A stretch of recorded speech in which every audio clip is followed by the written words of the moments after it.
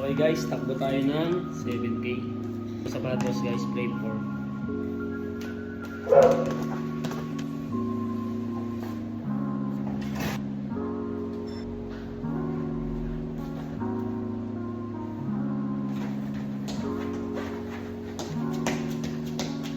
Alright guys, tapos na tayo tumakbo ng 100 meter. Bali parang 200 meter na takbo natin. So unang 100 meter natin guys, warm up. Sprint 2:53 yung pace natin. Then after that, tumakbo ulit tayo ng another 100 meter. So 200 meter. Pace natin 3. So ngayon, tatakbo na tayo guys. Wangay.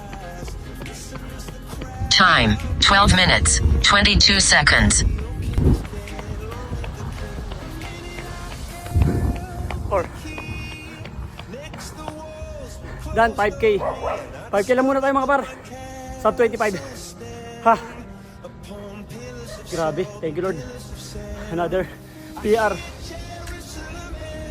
Oh, grabe. Ha. Akala ko guys 7K yung gagawin ko.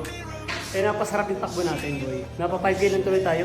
Pero ang gagandahan nito guys, new PR na naman natin to guys. Sub 25. 24 minutes and 22 seconds ang pace na ang time natin guys. So consistency is the key talaga mga kaibigan. Keep running lang. Always remember, always keep moving forward. God bless to all of you. Keep safe everyone. Yeah, peace out.